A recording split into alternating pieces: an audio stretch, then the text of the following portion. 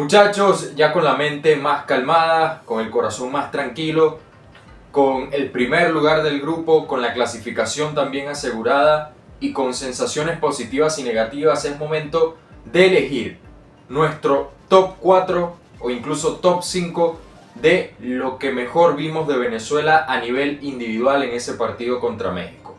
Nuevamente, aquí yo voy a ir hablando de nombres a los que a mi parecer mejor rendimiento individual tuvieron, y ustedes abajo en la caja de comentarios me indican para ustedes quién fue el MVP de Venezuela en este partido. Vamos a empezar nuevamente de atrás para adelante, porque lo que hizo Rafa Romo es una de las actuaciones individuales más grandes en la historia de un jugador en la selección venezolana.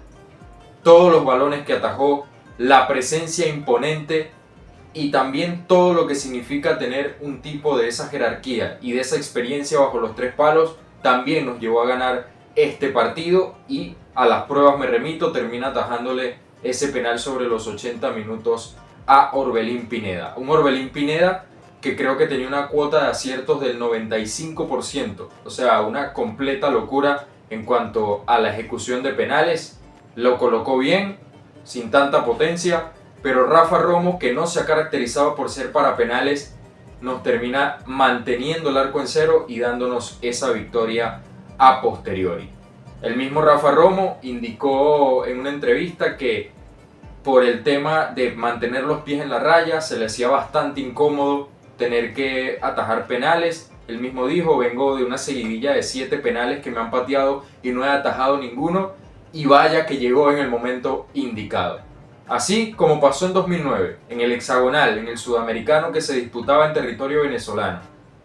Rafa Romo atajó el penal que nos clasificó al hexagonal y posteriormente a nuestra primera Copa Mundial Juvenil, que fue por allá en Egipto en 2009. Y nuevamente Rafa Romo ante México se viste de héroe, imponente, un cerrojo bajo los tres palos, y nos ayuda a mantener ese arco en cero para darnos la victoria. Hay que pasar a la línea defensiva porque lo que hizo el señor John Mikel Aramburu, hermano, no tiene nombre.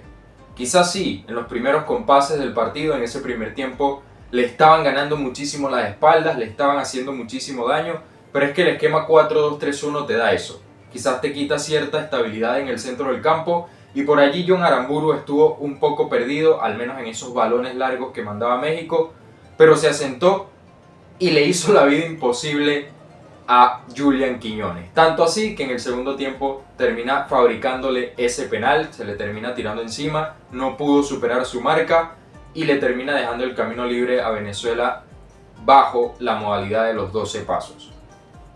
La tranquilidad para distribuir los arranques no fue intermitente, quizás en este partido, porque estuvo yendo y viniendo. La juventud, pero también ese roce que ya tiene con la Real Sociedad de haber jugado Champions, de haberse enfrentado a jugadores de elite, de haberse codeado ya desde muy joven con los procesos de selección y de ya estar asentado en esta Vinotinto a ganarse un lugar seguro, no solo en este podio de MVPs, sino probablemente también en la selección nacional, con el permiso de Alexander González. Desde esta casa siempre apoyamos a Alexander, pero lo que hizo ayer John Mikel Aramburu en un partido exigente a nivel físico y a nivel individual es espectacular. Es espectacular a nivel defensivo, cómo las corrió todas, cómo se barría al borde del área, al margen del error. Al margen del error jugó John Mikel Aramburu y terminaba saliendo bien librado de las jugadas. Eso se llama estar en el momento indicado, con el talento indicado y con el ímpetu indicado. Por eso John Aramburu tiene que formar parte de este top. Pasamos al centro del campo porque quizás Venezuela no tuvo tanta claridad en 3/4 de cancha, y pasó muchísimo porque quizás Yángel Herrera no estuvo clarito, ya tampoco Savarino ni Eduardo Bello estuvieron claritos en este partido, pero el que estuvo clarito fue el señor Cristian Cáceres Jr., que contra Ecuador no se encontró. Contra Ecuador estuvo totalmente perdido, lo criticaban, le decían que así no jugaban en el Toulouse de Francia, que por qué así no jugaba acá, y es que contra Ecuador jugó fuera de su posición. En esta lectura del Bocha Batista de este segundo tiempo lo puso donde él rinde, y allí es donde vimos a un Cristian Cáceres omnipresente. apareciendo en el centro del campo, cortando absolutamente todos los circuitos que ponía México en el centro del campo en esos embates descontrolados que tenía, desordenados, porque México atacaba desordenado. Y allí estaba Cristian Cáceres para aparecer como un fantasma en todos los sectores del centro del campo y desarticular los embates mexicanos.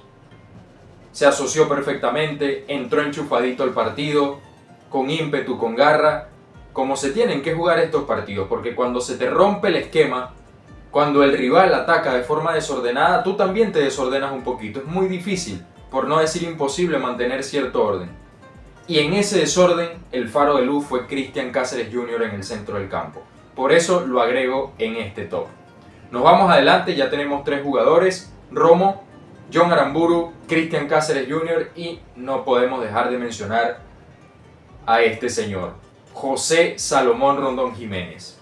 Lo que luchó, lo que pivoteó, lo que desgastó a los centrales, lo que se combinó, cómo le ganaba las espaldas, los remates que sacó, la peligrosidad, el miedo que infunde tener a un tipo como Salomón Rondón como 9. Es un lujo que pocas selecciones pueden darse. Cuando Salomón Rondón tenía la pelota, los mexicanos y nosotros sabíamos que había peligro, que había ocasión de gol para Venezuela. Y así fue, ese palo en el primer tiempo, ese remate desde el borde del área de pierna zurda que se fue muy poquito rozando el palo, aparte de la exigencia física que significa tener que fajarse con esa torre. Y luego viene ese señor, se para detrás del balón en los 12 pasos, la cruza como la cruzó en Maturín y termina metiendo un gol que meten los cracks, que meten los jugadores de élite. Y tener un jugador como Salomón Rondón es tener la garantía de tener un jugador de élite, valga la redundancia. Por eso hay que tomarlo en cuenta. Sabemos que bajo los registros lo que cuenta son los registros del gol, los datos, que por eso quizás fabricó los 2 goles contra Ecuador, le dieron el MVP. Quizás acá fabricó el gol de la victoria, le dieron el MVP. Pero eso se lo dejo a criterio de ustedes, muchachos. Rondón, Cáceres, Aramburu o Rafa Romo. Y si hay algún otro jugador que se me escape, Miguel Navarro se mandó un partidazo también. Metidito. Los invito a dejar sus impresiones en la caja de comentarios, no sin antes suscribirse, muchachos. No sin antes suscribirse, porque eso ayudaría muchísimo al canal, muchísimo a los análisis y muchísimo a que sigamos acá dándole duro por estos colores que nos hacen sufrir, pero que nos dan alegrías inmensas. Un abrazo, muchachos, nos vemos en la próxima.